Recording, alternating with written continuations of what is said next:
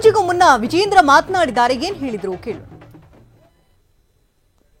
ದುರಂತ ಅಂತ ಹೇಳಿದ್ರೆ ಒಬ್ಬ ಉಸ್ತುವಾರಿ ಸಚಿವ ಚಲನಾರಾಯಣ ಸ್ವಾಮಿ ಅವರ ಹೇಳಿಕೆ, ಮುಖ್ಯಮಂತ್ರಿಗಳ ಹೇಳಿಕೆ, ಬಿಜೆಪಿಯವರು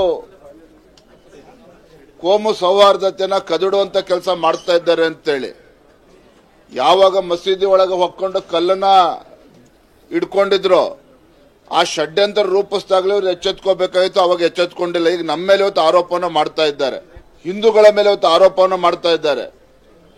ಒಂದ್ ಕಡೆ ಅವರ ಸಚಿವರು, ಮುಖ್ಯಮಂತ್ರಿಗಳು, ಅಲ್ಲಿ ಭದ್ರಾವತಿ ಶಾಸಕರ ಹೇಳಿಕೆಗಳು ಇವೆಲ್ಲವೂ ಕೂಡ ಇವತ್ತು ಬೆಂಕಿಗೆ ತುಪ್ಪ ಸುರಿತಕ್ಕಂಥ ಕೆಲಸ ಇವತ್ತು ರಾಜ್ಯ ಸರ್ಕಾರದ ಕಡೆಯಿಂದನೇ ಇವತ್ತು ಆಗ್ತಾ ಇರುವಂತದ್ದು. ನಾವು ಕೂಡ ಮೆರವಣಿಗೆಯಲ್ಲಿ ಭಾಗವಹಿಸ್ತೇವೆ. ನಮ್ಮ ಹಿಂದೂ ಕಾರ್ಯಕರ್ತರಿಗೆ, ಹಿಂದೂ ಸಂಘಟನೆಗೆ ಧೈರ್ಯ ತುಂಬತಕ್ಕಂಥದ್ದು ನಮ್ಮ ಕರ್ತವ್ಯ, ಆದ್ಯ ಕರ್ತವ್ಯ. ಇದನ್ನ ಮುಖ್ಯಮಂತ್ರಿಗಳು ರಾಜಕಾರಣ ಅಂತಾರ ಅನ್ಕೊಳ್ಳಿ, ಇನ್ನೇನಾರ ಅನ್ಕೊಳ್ಳಿ, ನಮ್ಮ ಕರ್ತವ್ಯ ಏನಿದೆ ನಾವು ಮಾಡ್ತೇವೆ. ನೀವು ಯೋಚನೆ ಮಾಡ್ರಿ, ಯಾವುದೇ ಪ್ರಚೋದನೆ ಇಲ್ಲ, ಹಿಂದೆ ಮುಂದೆ ಯಾವ ಗಲಾಟೆ ಆಗಿಲ್ಲ, ಶಾಂತಿಯುತವಾಗಿ ಗಣಪತಿ ಮೆರವಣಿಗೆ ಆಗ್ತಾ ಇದೆ. ಇಲ್ಲಿಯ ಸ್ಥಳೀಯ ಪೊಲೀಸರು ಮಸೀದಿ ಹತ್ರ ಬಂದಾಗ ಮೈಕ್ನು ಆಫ್ ಮಾಡಿದಾರಂತೆ. ಆಫ್ ಮಾಡಿಸೋದೇ ತಪ್ಪು. ಅಲ್ಲಿ ಮಸೀದಿ ಮುಂದೆ ಮೈಕ್ ಹಾಕಬಾರ್ದು ಅನ್ನೋದೇ ಇಂಟಾಲರೆನ್ಸ್. ಈಗ ಹಿಂದೂ ಏರಿಯಾದಲ್ಲಿ ನೀವು ಮೆರವಣಿಗೆ ಬರಬಾರ್ದು ಅನ್ನೋ ಮುಸಲ್ಮಾನರು ಎಲ್ಲಿ ಓಡಾಡ್ತಾರೆ? ನಾವು ಯಾವ ತರ ಹೇಳಿದ್ದೀವ? ಈದ್ ಮಿಲಾದ್ ಮೆರವಣಿಗೆ ಎಲ್ಲ ಬೀದಿಲು ಮಾಡಲಿಲ್ವಾ? ನೀವು ಮುಸಲ್ಮಾನ್ ಬೀದಿಲಿ ಮಾತ್ರ ಮಾಡಬೇಕು ಅಂದಿದ್ರೆ ಅವರೆಲ್ಲಿ ಓಡಾಡೋರು? ಮಸೀದಿ ಇದೆ ಅನ್ನೋ ಕಾರಣಕ್ಕೆ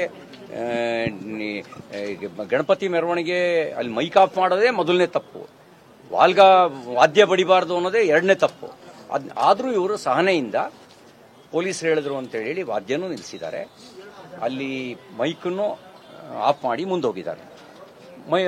ಕರೆಂಟ್ ಆಫ್ ಮಾಡಿ ಕಲ್ಲು ಹೊಡಿಸಿದ್ದಕ್ಕೆ ಯಾರು ಕಾರಣ? ಹಿಂಗೆ ಹೇಳಿಕೆ ಕೊಡೋದಕ್ಕೆ ಸರ್ಕಾರದಲ್ಲಿರುವವರು ಬೇಜವಾಬ್ದಾರಿ ಹೇಳಿಕೆ ಕೊಡೋದಕ್ಕೆ, ಆ ಹೇಳಿಕೆಯಿಂದಲೇ ಕೊಬ್ಬಿರೋದು ಇವರು. ನೀವು ಯೋಚನೆ ಮಾಡ್ರಿ, ಯಾವುದೇ ಪ್ರಚೋದನೆ ಇಲ್ಲ, ಹಿಂದೆ ಮುಂದೆ ಯಾವ ಗಲಾಟೆ ಆಗಿಲ್ಲ, ಶಾಂತಿಯುತವಾಗಿ ಗಣಪತಿ ಮೆರವಣಿಗೆ ಆಗ್ತಾ ಇದೆ. ಇಲ್ಲಿಯ ಸ್ಥಳೀಯ ಪೊಲೀಸರು ಮಸೀದಿ ಹತ್ರ ಬಂದಾಗ ಮೈಕ್ನು ಆಫ್ ಮಾಡಿದಾರಂತೆ. ಆಫ್ ಮಾಡಿಸೋದೇ ತಪ್ಪು. ಅಲ್ಲಿ